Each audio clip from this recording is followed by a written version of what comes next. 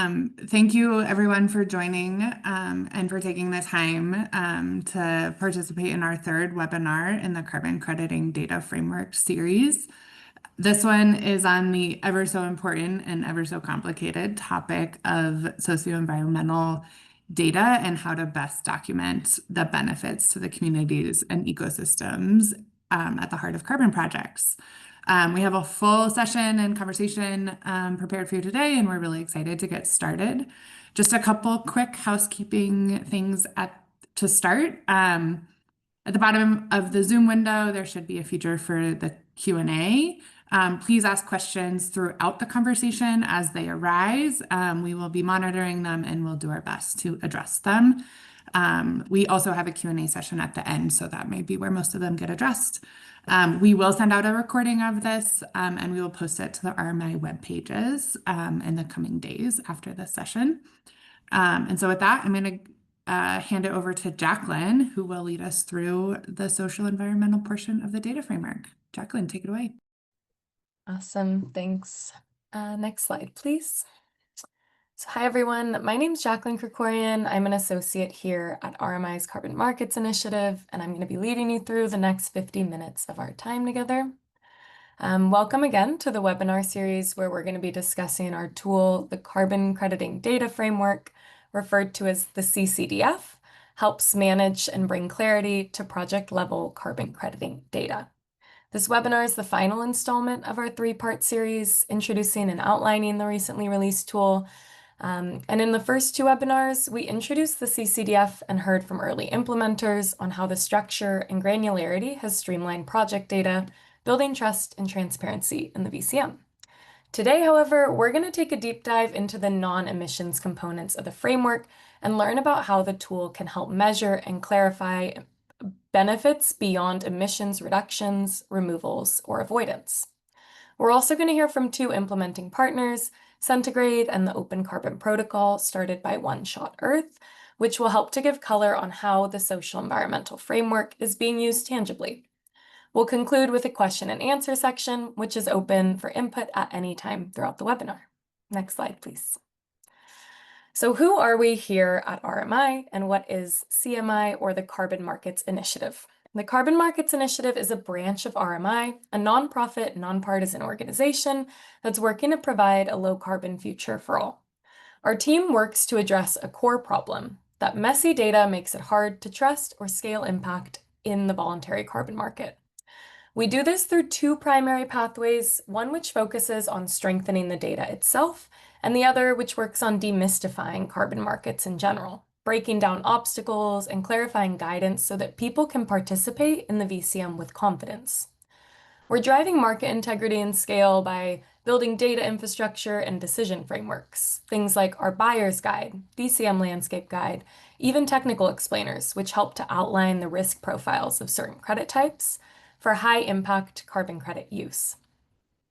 This webinar, which is the last in this three-part series that we mentioned, is really focused on the first category of work that you see here on the slide, strengthening carbon credit data. But we really invite you to learn more about the demystifying carbon markets workstream in our additional resources. All in all, if you take one thing away, CMI is all about building data transparency and trust in the VCM.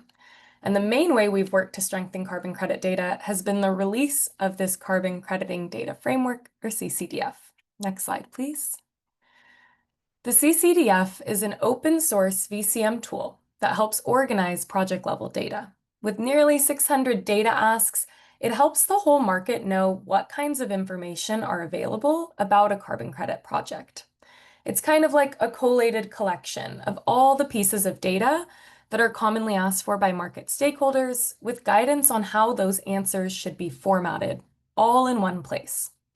These standardized fields ultimately make data easier to exchange and thus easier to analyze and evaluate. It covers emissions data for sure, but it also includes a robust set of community and ecological indicators, which is going to be the focus of what we talk about today. These social environmental components have recently been collated into their own specialized toolkit, which I really look forward to speaking to you all about. To see more of the entirety of what the CCDF covers, how we built it, even the principles it was designed around, I really invite you to watch that first webinar of the series, which was conducted back in September, and read our executive report, which is shown in the image to the right of this slide. With that, knowing a little bit more about what the CCDF is, let's go ahead and dive in. Next slide. 65% of the CCDF fields are directly related to social environmental, or SE, considerations. This means that 368 of the 570 total fields are related to data that does not have to do with emissions accounting specifics. These 368 fields have been informed by over 140 sources across a wide array of disciplines. At the moment, it's really important to note that VCM guidance surrounding SE considerations is confusing and spotty at best. From our consultations, we know stakeholders are constantly wondering what they need to do in regards to community and environmental health to be regarded as high quality, or even just to be effectively mitigating the risks. The truth is, this guidance is really difficult to find. It's often really generalized and built on precedents from other industries. On the right-hand side, you can see just some of the areas that we went into to really begin to craft the 368 fields that make up the social environmental portions of the CCDF. We surveyed the registries and standard bodies, VCM watchdogs, and thought leaders. We learned a lot from the policies and projects of international financial institutions and multilateral development banks. This was supplemented by really rigorous peer-reviewed research, guidance from environmental and social safeguard specialists, and more. But you may be wondering, right? If a carbon credit is a token of 1 ton of emissions removed, reduced, or avoided, why is over 50% of this framework lie outside of what we typically think of as, right, the heart, or the heart of carbon accounting in general? How could it be that a really large portion of this framework has to do with pieces outside of that?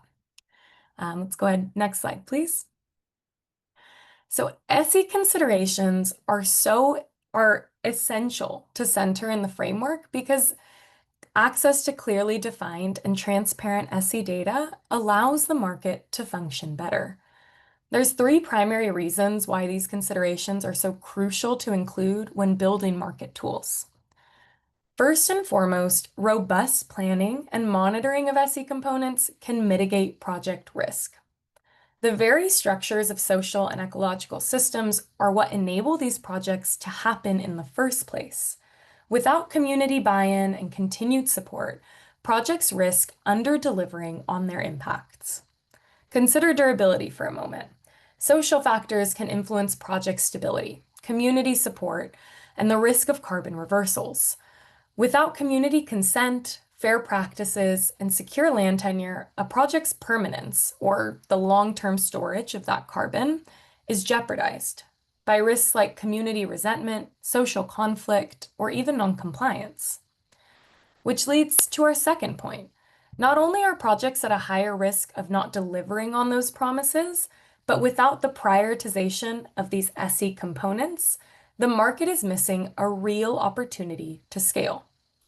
The American Forest Foundation found that 29% of carbon credit buyers, that's nearly 1 in every 3 buyers, is evaluating projects based on the co-benefits they provide. Not only this, but projects that are aligned with the Sustainable Development Goals, or SDGs, receive a price premium of nearly 86%. These premiums are crucial to unlock research and development and build trust in the market as those solutions start to scale. We know that we're in a climate crisis, and I don't have to spend this webinar speaking about the state that we're in. But we do also know that we need to deploy all solutions to get on track for a livable future. Transparent, well-defined SE data has a place in scaling this climate finance within the VCM. Finally, it can increase price transparency by allowing the market to price available information. With knowledge of what information is available, the market can price the quality of that information and even the absence of it.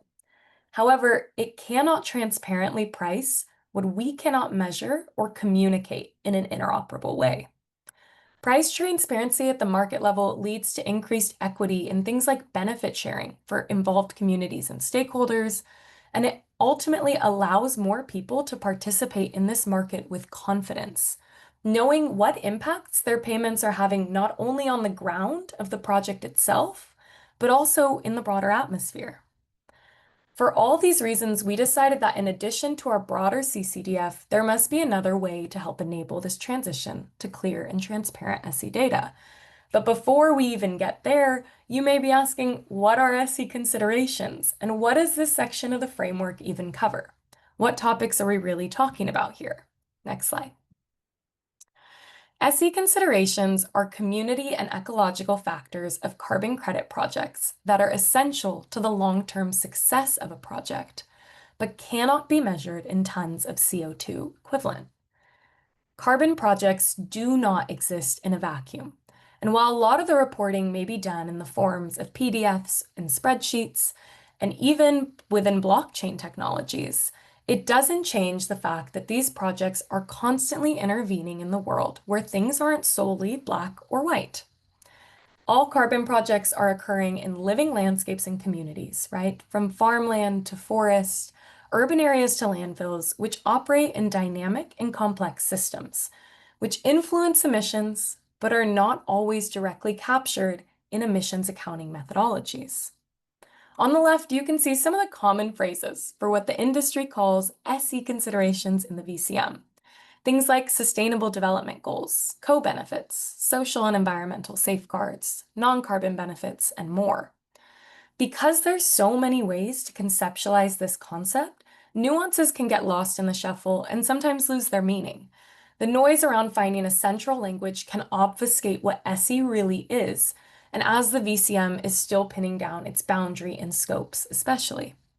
At the moment, these terms are quite narrowly defined, but really frequently used, and we use the term socio-environmental, abbreviated to SE, to describe all of these terms combined and the additional pieces that may lay outside the scope. No matter what you call these concepts in your work, it's important to address them as integral pieces to carbon credit projects. On the right-hand side, you can find examples of what social environmental considerations include. Things like job opportunities, soil health, tourism and recreation, habitat connectivity, labor rights, and land tenure. All the topics within this slide on the right are reflective of field groups within the SE portions of the CCDF. It's important to note that these topic areas are completely intersectional, meaning that many of their states and performance are directly influenced by changes to other categories. For example, an unplanned change to labor rights can impact job opportunities. Job opportunities have the ability to shift gender dynamics, which then would be able to shift public health, and so on. All these individual pieces lie within a net. When the more points are connected and measured, it allows for a stronger support web for projects to succeed. Creating a tool to measure these crucial intersections was the first step in providing clearly defined, transparent SE data. And after hearing from several groups and consultations that were really keen to learn more and uplevel their efforts as it relates to these topics, we decided to really lean into this need. Next slide. Throughout our consultations with various users, as we developed the main parent CCDF, which was introduced before, we learned that there was a need for a specialized SE toolkit, so we decided to build and release it. The SE fields of the CCDF, that 65% that you see on this slide that we spoke about at the very beginning of the presentation, has been packaged and released as a publicly available VCM resource, complete with its own set of 4 tools. While the market has tons of methodological guidance for how to account for emissions, really prescriptive rules on what is and is not eligible for crediting, and how to monitor and measure emissions to make sure that a ton really equals a ton, the same can't be said for SE guidance. We separated out these fields and released this specialized SE toolkit to be a resource for organizations and users who may have found their lane in the carbon and emissions landscape, but are still looking for guidance on where to begin and where to go forward with environmental and social safeguards. This nearly 400 field toolkit is called the SECCDF. A lot of letters, I know, but the SECCDF, and is complete with an explanatory article and implementation spreadsheet for non-technical users, as well as a Markdown and JSON schema for technical teams. Before we get really into what these tools may look like, I want to just touch on what this framework looks like in practice. Sometimes it's really hard to get a glean of what data framework can mean in a webinar presentation. Next slide, please. To get a better understanding of this framework, now that we know how important the SE considerations are, I'd really like to walk you through a few examples that explain how the framework was built. Like the larger parent CCDF, we built it to be comprehensive in a way that provides a detailed approach across several SE topic areas, standardized with outlined data formats to enable efficient exchange of information, and built to promote comparability, ensuring that it can be used to survey SE data across the whole market, rather than specializing for just one type of crediting project. Let's dive into each of these pieces a little bit more. Next slide. Firstly, the SE-CCDF is comprehensive. This means that it has granular details across a wide array of categories. I'm going to pause for one moment here and let you read through some of the categories and subcategories here on the screen.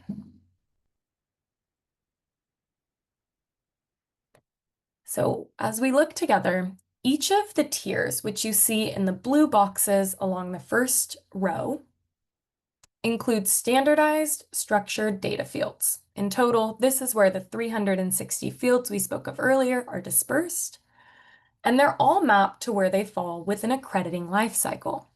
For example, the tiers here in the first row go from pre-registration data all the way to data-driven innovation and ambition. And they follow those project milestones like project validation and verification. Let's talk about what that might look like, right? This is quite hard to glean from here, but a tier 0 field under benefit sharing may ask a project to give details around its benefit sharing plans, where a tier 2 field, which is correlated to project verification, may ask for frequency, totals, and evidence of those payments made. The idea is that the granularity of data asks follows the succession of a project's crediting journey. And Tier 3 actually remains open-ended as a space for collaboration and building the framework to give innovative projects a way to showcase their initiatives. Even though this may seem like a lot to take in, it's important to emphasize that each one of these subcategories has anywhere from 2 to a few dozen fields. Within the SE portion shown above, there's 9 categories in blue and 24 subcategories in gray that the fields are grouped into. Some of those subcategories, such as stakeholder analysis on the left-hand side under Tier 0, also include more topic areas like gender inclusion, vulnerable community identification, and grievance mechanisms, for example. So even further within this framework, there's more nested fields that help us give a full picture of the SE nature of a carbon credit project. I want to remind you all that this image, though it seems really exhaustive, only shows the SE portions of the CCDF. To see the depth and breadth of the entire framework, not just that 65%, we really encourage you to see the full technical documentation and the categories explained within our landmark CCDF report. Next slide, please. On our second point, the CCDF is standardized, right? Complete with the standardized metadata. It's built this way to enable interoperability across the VCM. Standardized, well-defined data makes it easier to transfer around the VCM to various stakeholders and alleviate the time and resource burden that it takes to respond to these requests. Let's look at this slide together to really get a sense of what the SECCDF looks like in simplicity. Let's go with the blue column or the blue row first at the top of the screen. First things first, you're always going to have a field or question. This is a prompt or a data ask. After that, you'll have a description, which is information that helps describe additional info related to what the field is asking. Then you'll have a prescriptive answer format. This can look like a yes, no, or not applicable, maybe a text area or input area. a single select or multi-select dropdown, and even a file upload. So whatever that field is saying, we're going to recommend that answer format in the way that it'll best transfer and be able to showcase the evidence of what is being asked for in that field. And finally, the option category allows standardized options you can choose from when using one of those single or multi-select dropdowns.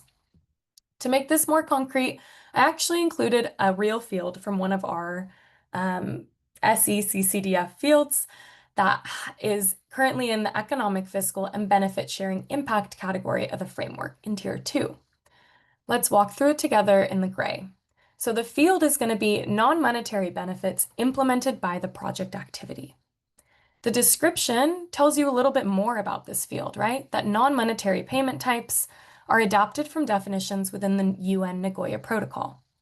The answer format for this is to select multiple, as many as make sense to your project. And the things that we've actually codified as standardized options here are things like tax abatements, sharing of research and development, organic material transfer, language skill development, local infrastructure improvements, and so on, even with spaces for groups to choose other and be able to place something there as well. Let's talk about this like it's a real project. Let's say that a biochar project decided that the community could have access to free biochar through distribution points within their project. This likely would be within a sentence or two in their project design document, or PDD, or maybe even be disclosed at the beginning of them registering their project with a certain registry or standard body. It could be in any number of paragraphs, in any number of documents that kind of float around and tell us more about this project, but it's really hard to pin down where exactly this would happen. Now, with standardized options like the example here, it's easier to record and send data around the types of non-monetary benefits implemented by a project. Ultimately, we built this framework with the work and knowledge of innovative PDs in mind. And after several consultations, we recognize that many projects have really amazing data-driven stories to tell, but the current market doesn't offer a framework or a clear guidance of where they should slot and keep and clarify a lot of this SE data that doesn't relate to emissions accounting. Next slide, please. Our last point here is that the SECCDF was built to promote comparability across project types. These questions are built to showcase diverse sets of data across the whole VCM. We'll spend a little bit of time walking through this slide as well. You can see some examples of the SECCDF fields here on the left-hand side underneath that dark blue area. In the lighter blue, you'll see hypothetical responses from a DAC project or direct air capture, a RED Plus project, then mangroves, and then cook stoves. I just want you to note that all of these answers are hypothetical, okay? And they're just meant to show the depth of data that can be uncovered when we have a clear structure and clear prompts. Note that this type of information may not be disclosed in these current operating procedures, and where it is, it might be often left up to a lot of nuance behind a project design statement, or maybe even how projects contribute to SDGs.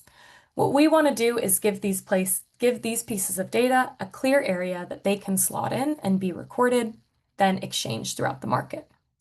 So let's look at stakeholder engagement. A question that we'll ask might be, what groups are the subject of targeted stakeholder outreach? A mangrove project might answer local cooperatives and the National Coastal Management Authority, where a DAC project might answer residents near the facility and city council representatives. For a grievance mechanism, a question that we might ask is there a publicly available grievance reporting mechanism? And how have reported grievances been resolved? Every single project, right, will likely answer this in a really different way, but give that same piece of data that can then be used to evaluate and judge this project. So a DAC project might reroute transport routes in response to community noise concerns.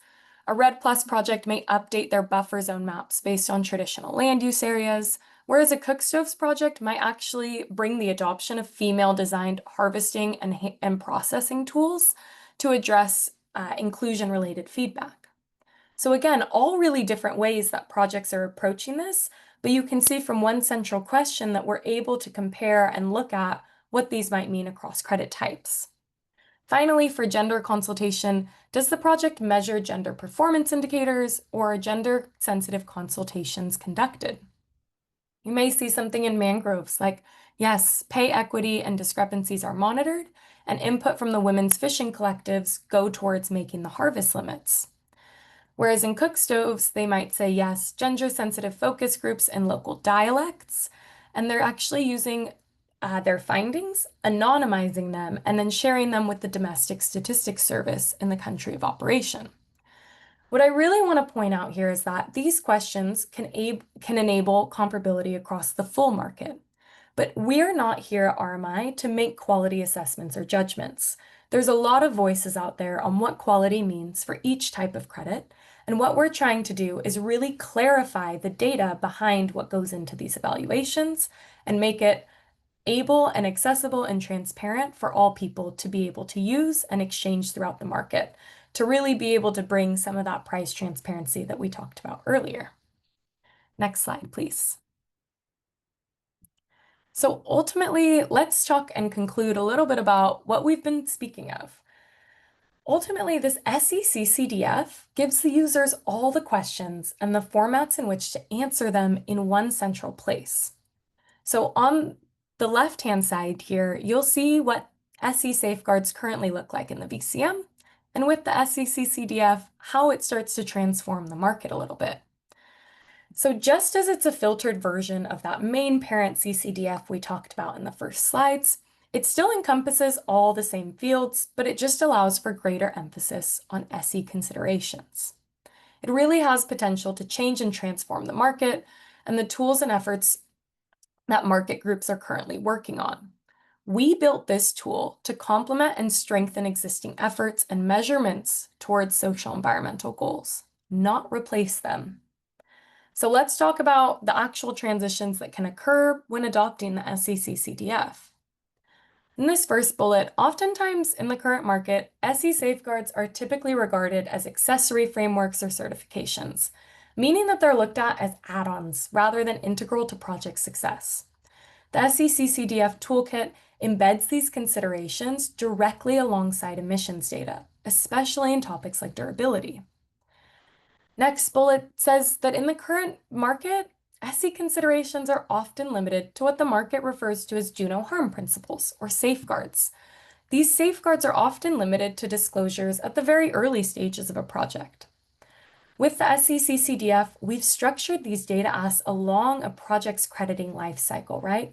Getting to those deeper layers of data as a project has the ability to answer them. Thirdly, often guidance is really varied from one organization to the next, and anyone who works within the VCM can tell you this firsthand, meaning each group is going to ask different questions in a completely different order. Our SECCDF takes those 140 sources, right, within the VCM Ether and beyond, and brings them together, including technical version control within GitHub, so that all changes are recorded and communicated. And lastly, and probably most importantly in this whole presentation, the state of SE data in the VCM is usually kept behind black boxes and kept proprietary, limiting us from even understanding the full extent of the data fragmentation in the first place. Our SECCDF, right, this toolkit is completely open source and publicly available, grounded in the team's ultimate mission of building trust and transparency in this market. We don't want to make it harder for you to run around and try and find guidance from different places. And until now, we've talked about what the SE considerations are and how integral they are to project success and unlocking the broader market. We also spoke about how the SE fields have been released into their own toolkit, the design principles that govern it, and really talked a little bit about what this transformative potential can mean if it's adopted. And now we want to invite you to be a part of the SE CCDF journey. Next slide, please. This toolkit is available in 4 formats to meet different needs. Think of them as doors into the same house, and you can choose the one that fits how you and your organization work the best. The first 2 formats are for non-technical users. For example, the explanatory article and the implementation spreadsheet built in Excel We'll provide information to VCM project teams. These tools will help each team understand whether and how the SECCDF is relevant to their data-related challenges, being able to see the questions and those answer formats like we saw in that grid slide a few slides ago. Software engineers can use the technical documentation and JSON schema to build integrations with other platforms or software related to product data. But the most important part here is that we invite you to join us, right? The SECCDF is a community effort, showcased by just how many sources went into it, and also acknowledging that it really has potential to improve with more input. We'd like to invite you to explore and adopt this SECCDF, and after exploring, we would love to hear from you. Tell us what works. Tell us what's missing. Tell us little pieces that might help your operations go better or might help your organization center SE considerations more within their work in the VCM or even beyond the VCM. And we'd like to just learn how you'd use the SECCDF in your work. You can reach out to us at carbonmarkets@rmi.org, which will also be dropped here in the chat. And thank you so much for letting me lead you through a little bit about what this tool is and what it has the power to do. Now we're going to transition into the second half of our presentation, and I'm going to turn it over to introduce some of our early partners and let them speak to their work and how this tool has influenced it. First, I'd like to turn it over to Maddie Erdahl, the Carbon Projects Manager from Centigrade, a platform that's digitized and operationalized the SECCDF. And after we hear from Maddie, we'll turn it over to Ria Richardson from One Shot Earth, the group behind the Open Carbon Protocol. She'll introduce herself, her organization's work, and how this toolkit has actually come to strengthen those social and environmental safeguards in the organization. Off to you, Maddie. Thanks. Awesome. Thanks, Jacqueline. Yeah, nice to be here today. Appreciated. I lead our carbon team here at Centigrade. And if you weren't able to join the second webinar where we talked about Centigrade and the CCDF in depth, a few words. Essentially, we are building a platform to make project data more transparent, accessible, and easily trackable over time. So what we do is we digitize methodology-specific project data. We call this the form, which you can see on the slide here. And then we showcase it in a dynamic and interactive way. And that's what we showcase in our external, listings platform, which we call the view. So essentially, Centigrade was built with the CCDF as the underlying framework, which means that the social environmental CCDF, what we're talking about today, is already the default architecture that captures social and environmental data in our platform. So when projects want to come on and list their project data, in addition to listing all of their methodology-specific information, they automatically have the option to answer questions to showcase data against the SECCDF. And essentially what we've done is working with RMI, we've taken these tools and we operationalize them by creating essentially digital data fields to make them digital and dynamic. And this really unlocks several capabilities. For one, it really facilitates the comparison of data-driven metrics, regardless of the standard or methodology that's followed. So buyers or other external entities can filter and search for projects based on specific social or environmental criteria, and then they can directly compare again against these standardized data fields across different projects, again, regardless of which methodology or project type they are.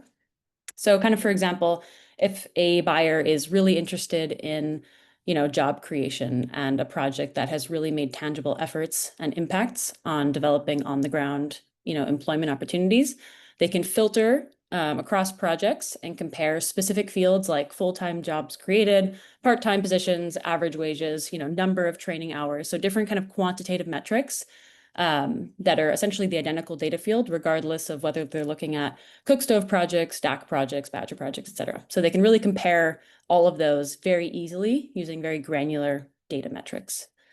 So that's number one. Number two is we also work hard to combine kind of the more quantitative data-driven, element of the SECCDF with storytelling and narrative and media-driven kind of impact stories. So we're currently really working to build out the ability to showcase, videos, media, case studies, testimonials, all kind of narrative elements to really add context and depth to the, again, data-driven metrics that are also recorded.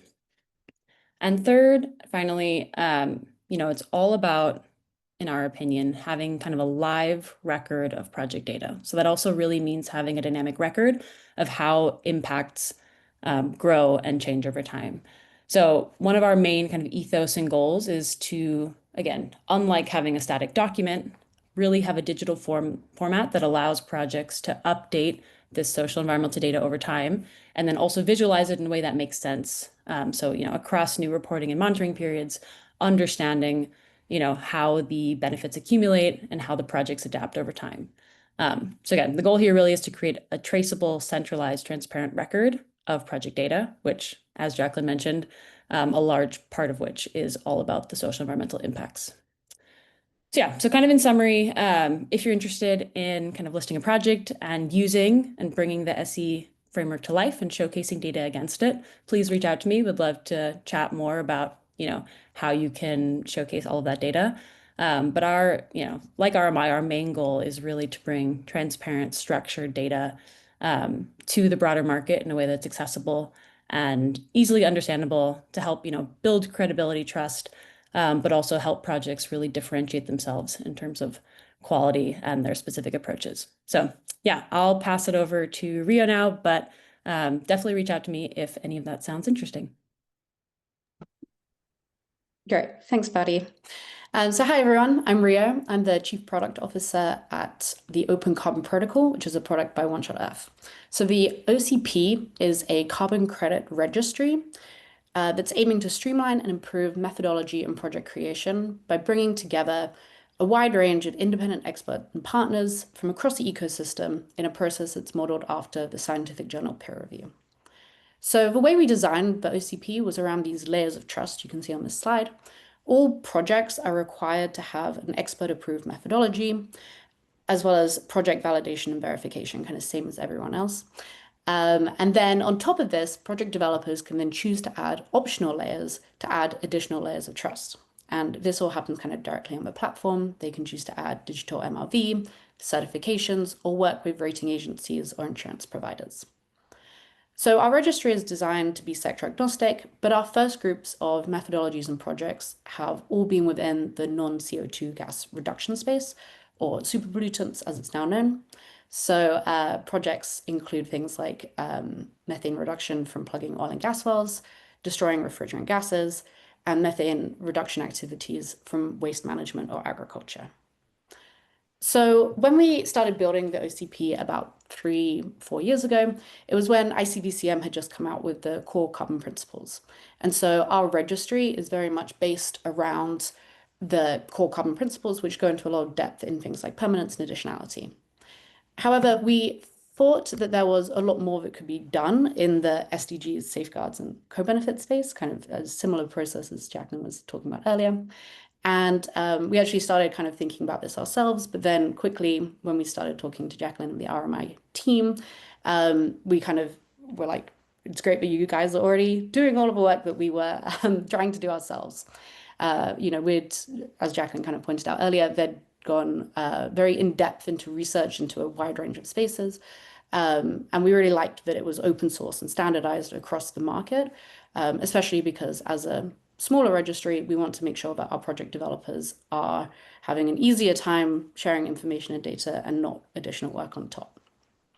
We think these social and environmental safeguards are particularly important to do for the type of projects that we work with. I think sometimes these engineered reduction and removal projects can have a little bit of a storytelling problem. They have a lot of great environmental and social co-benefits, but these sometimes aren't as obvious as the co-benefits from nature-based projects, which can have nice pictures and talk about ecosystem restoration and all of that. And I guess on the flip side of that, often the risks and mitigations also aren't as obvious to buyers. So just to put that into a little bit of a real-world example, our first project was with Climate Wells, who are plugging marginal producing oil and gas wells. Their first project was in Wilmington, which is a neighborhood in downtown LA. And obviously projects like this have a lot of great impact in terms of methane and CO2 reduction. But on top of that, oil and gas wells also leak tons of polluting gases. And so Wilmington, this area is, I think, in the top 1% of pollution exposure in the US. So plugging these wells has a immediate benefit on the local health and air quality for these communities. They also could document things like job creation through the plugging process. And especially in projects like this is often for out-of-work oil and gas workers. On the environmental side, oil and gas wells also impact water supplies a lot. And so projects like this can have a lot of good benefits in cleaning up water supply, but the risks and mitigations have really got to be documented carefully. So the way we started implementing all of this was, so we were talking to the RMI team, and we used the kind of qualitative metrics, kind of the top level stuff, to update our project proposal form.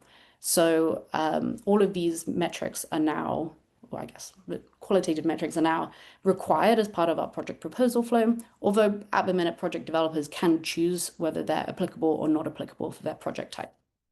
The next piece of work we want to do is work with our pilot project developers to kind of get more in depth on all of these topics and also integrate the quantified metrics that Jacqueline was talking about earlier.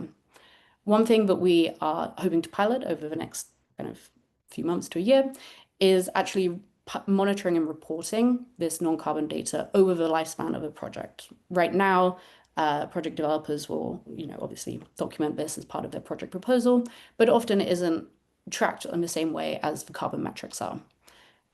So our goal is that in the future, these kind of non-carbon data is validated and verified at the same standard as the carbon data is as well. And if you're a project developer or anyone involved in any of this kind of additional layers of trust, please reach out. We'd love to work with you on any of this stuff. I think, Jacqueline, I'm passing it back over to you. Yeah, perfect. Thank you both for giving such concise summaries of the wonderful work that you do. I want to remind everybody who's here with us today that myself, Maddie, and Rio will actually be going into a Q&A panel. So any questions that you have for anything that Maddie or Rio have just discussed about their work that might be targeted more towards their work streams, please feel free to add to the Q&A. And I'm also pleased to introduce Bonnie, who is our principal here on the Carbon Markets Initiative that's going to be facilitating this Q&A period. And with that, we'll stop sharing our screens and move into the last part of this webinar. Fantastic. Thank you so much for all of you for being able to share about the SECCDF and how you've been already putting it to use. So exactly like Jacqueline reminded, feel free to continue to use the Q&A button function to be able to add the questions that you have for any of our speakers during the webinar today. We already got a couple great questions coming in, so I'm going to get started with those. Jacqueline, over to you first. Can you actually share a little bit more about how you created the SECCDF and specifically how you went about to find the sources that actually feed into the ultimate product? Yeah, definitely. I think, honestly, like if you are just taking it from square one of like high quality carbon project, right? Social environmental risk carbon projects. A lot of the things like Rio said come up in the form of nature-based solutions. They're usually quite targeted, maybe to groups who especially have been in forestry, because this has been a really long-standing project type in the VCM, but mostly nature-based solutions. And I started wondering, right, alongside our whole team in this several year effort that led up to this CCDF, what more, right, has been published in this space? Where do social and environmental safeguards, where's the heart of them really coming from? And you have to look to the world of international climate finance and international development in general to really start to get a sense of where have these conversations been happening, right, before Clean Development Mechanism has coming into play and alongside that entire trajectory. So starting with places like international financial institutions and multilateral development banks, like the 8 largest public development banks in the world, that all have a little bit of different pieces that they want to make sure that their projects are taking. And I think it was really important to look at places who have historically been scrutinized for the types of projects that they have either funded or taken, because that sunlight really does ensure the best disinfectant, right? They are better able to showcase pieces that they've learned are really, really important to make sure they get right as soon as a project has started.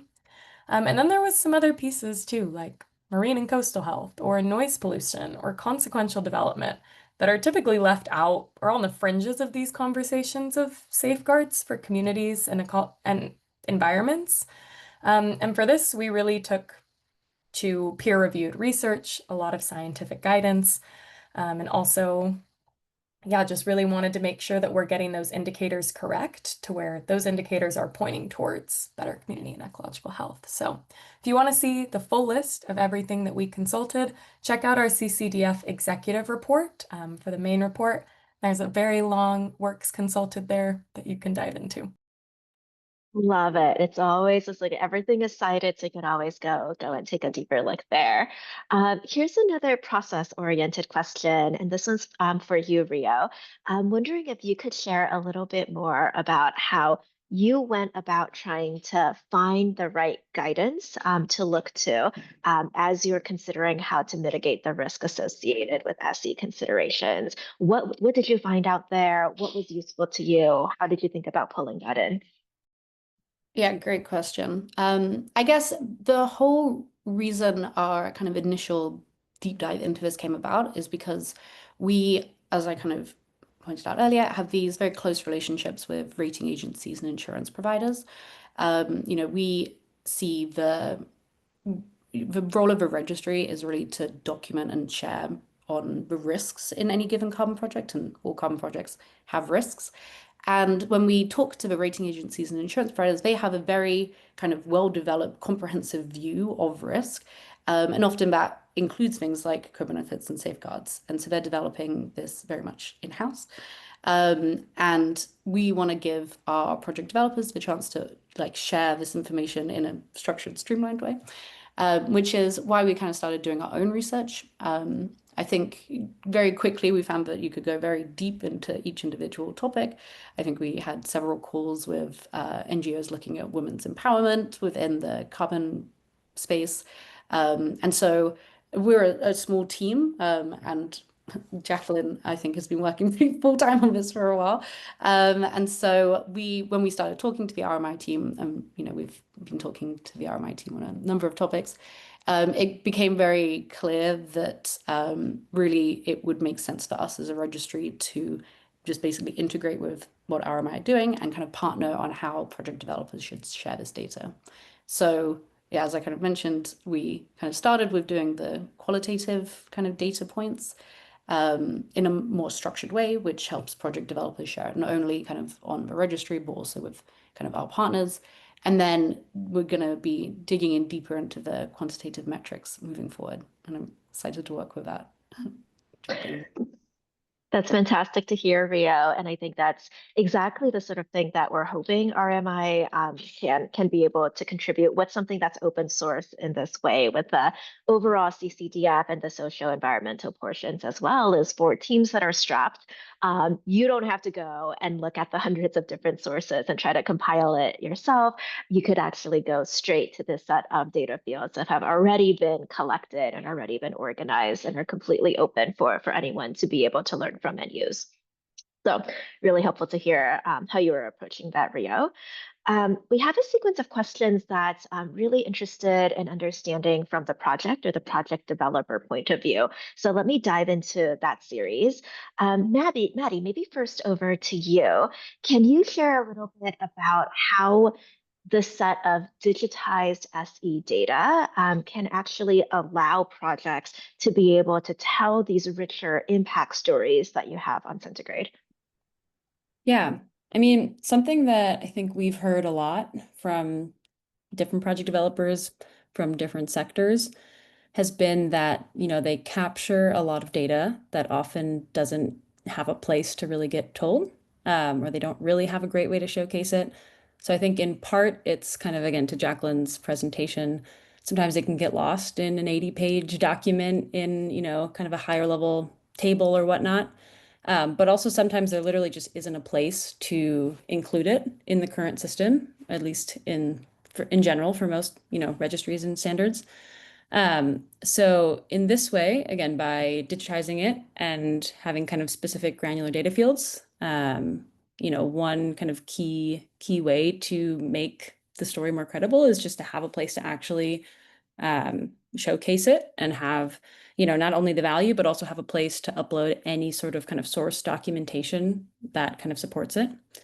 Whether that's, again, like directly streamed in DMRV data, but related to, geospatial biodiversity impacts, whatnot. Or it's documentation, or it's, these are my community meeting notes, et cetera, whatever it may be, being able to surface that information and then support it with any sort of supporting documents. So I think that's the biggest thing. And I mean, I think a lot of decisions are being made on public data, certain ratings, a lot of kind of public market scrutiny and reputation building. So I think having a place to give the full picture of the project's impact is key. Absolutely. And Rio, maybe you could chime in as well around how you think these elevated safeguards that you now have on your platform is actually possible for helping lead to higher chance of project success and also higher quality projects overall. Yes, so I do think that kind of as I mentioned earlier, I feel like safeguards very much impact a lot of the risk kind of factors that go into a project. I think both scientific, a lot of project types, things like ecosystem restoration or damage can impact the way that things like biochar is made and used. And so there's kind of like a cycle of safeguards and then impact even on the kind of more traditional quantified carbon emission questions. And so, so I do think that tracking the safeguards in particular can be very important for reducing the risk of that, which is basically going to lead to an increased rating or integrity of the project. And it also helps kind of be, in a kind of critical situation, being able to track these over time can help avoid like the big issues that have some of the bigger kind of issues in the carbon market have seen where, a project has been operating for 5-10 years without much oversight into a lot of these things. And then suddenly there's press about how none of these things were happening. And if it had been tracked over time and from the beginning in a more quantified way, it's much easier for registries and other people in the market to be able to kind of know if there's issues arising and be able to mitigate them instead of just, waking up to a Guardian article 10 years later. So That's what we never want to see, right? Absolutely. And so maybe building off of that point, we got a question that perhaps Maddie and Rio, as you're working directly with project developers, you could reflect on. How do you approach thinking through the verification of an SE data point that is reported? So going from a project developer claim versus an on-the-ground reality. And so the example that they gave was around, if somebody's reporting on job creation and they claim X number of jobs are actually created through their project, how do you think about actually making sure that's true? I guess I can go first, Maddie. It's a fantastic question, and to be honest, we don't have a perfect answer to it yet. I think that's really what this group of people and other people are kind of working towards. I think over time, it's going to be a bit of a mix of having validators and verifiers who are trained and experts in these social and environmental co-benefits and safeguards.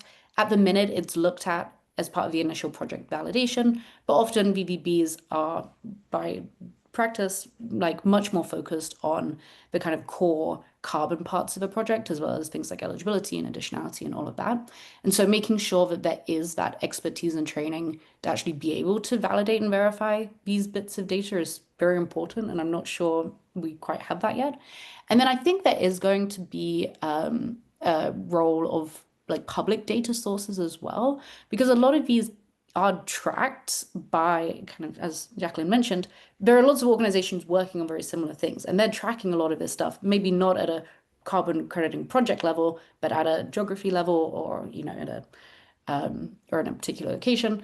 And so working with them and using their data to be able to track this, I think is going to take a lot of the kind of effort off just project developers and BBBs having to do all of it, because obviously this is like quite a big additional piece of work. So yeah, I don't have a great answer, and Maddie, I wonder if you do. But yeah, it's definitely something that we are kind of actively working on. Yeah, I was going to say that's the question of the hour. I think similar answer, obviously different perspective. For us, it's again, we're not making any judgments on the data. We're just trying to showcase it. So for us, something key that we are working through also is being able to showcase, what on the platform has been verified, validated, what not, by whom. So that's kind of one piece, trying to at least make it clear, which pieces of information have received some sort of like external validation or auditing. But also we are working, so similar to what Rio said, we're working hard on trying to integrate more and more public data sources and additional kind of automated data sources if the project developer has it. So in part, like I said earlier, DMRV type data, but again, supporting co-benefit claims. I think the more that we can integrate actual real-time data streams, again, as kind of initial evidence or support for the different claims that are being made, is kind of imperative in the space. And second, yeah, I think there's a lot of public data that really is underutilized right now. Geospatial data, but also other data sets. So that's something as well that we're trying to look to integrate as much as possible. But yeah, I think it's a really tough question, and yeah, we're also kind of working through it and trying to kind of tackle it as we go.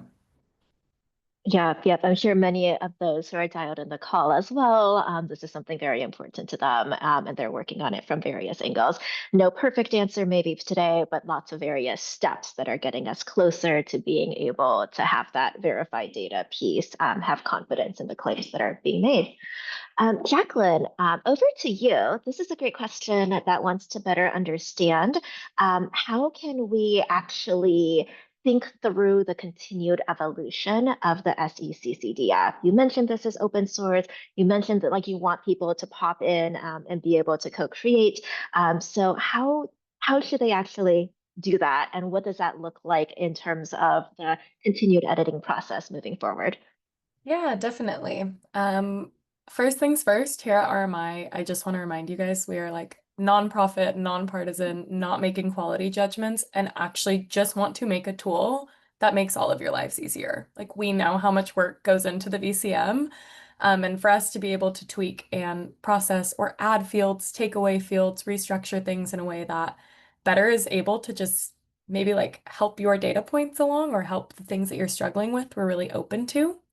The best way to get in direct contact with us is with the email that was sent in the chat, but also before doing that, I just really urge you to read the reports and read the explanatory article of the SE pieces that we've put out. Get into that GitHub, and if you're not a technical person, maybe download the Excel spreadsheet. It's really easy. It's basically what I showed in that slide earlier of 4 columns that show us, what to know about each category and subcategory. And then if you've got technical teams, have them look at a little bit right into the technical documentation and see what you can integrate or what you can't. Maybe take notice some of those obstacles. I know like we, with Maddie and Rio both, right, that are using this framework, we've already talked about, right, what's our next step in how we're going to get this validated? Who do we train and what do we talk about? Even things like updating our categories to actually include more of these types of super pollutant projects, right? How do we also include categories that might be like solvents or ecotoxicity from maybe more engineered solutions? So all these things, if you're seeing, hey, I'm almost represented here, but I need a little bit more, reach out to us. We're really happy to help and try and build out this tool in version 2 that can, yeah, just aid all these people working in the VCM to use the same language and be able to better transfer their data to one another and take that time burden right off of teams that might be strapped in doing this. So I think those are some ways to get involved, but check it out. Let us know what works and what doesn't. And yeah, I promise we're like very open to all feedback and are really keen to hear what's useful and not. Love it. Yep. And I know that you had mentioned at the top, Jacqueline, that we actually have built out multiple different resource types for your engagement. And so for those of you that are more technical, you could go straight into GitHub and submit a pull request. If you're somebody who is not so much, you could always use email, and we're happy to get on a call and chat with you more. We're really aware that there's many different stakeholders that have deep expertise in some of these specific areas. And so we do really welcome everyone to the table to be able to share if there's additional data fields that you think would be really valuable to add in. Very open to being able to hear from all of you. So with that, I know we are at time. Please, if there's more questions that you have, you can feel free to contact any of us. We've shared our contact info, and we're really excited to be able to work all together on the socio-environmental components and going beyond just carbon itself with carbon projects. So with that, I'll close us out today. Thanks everyone for tuning in, and we hope to stay in touch.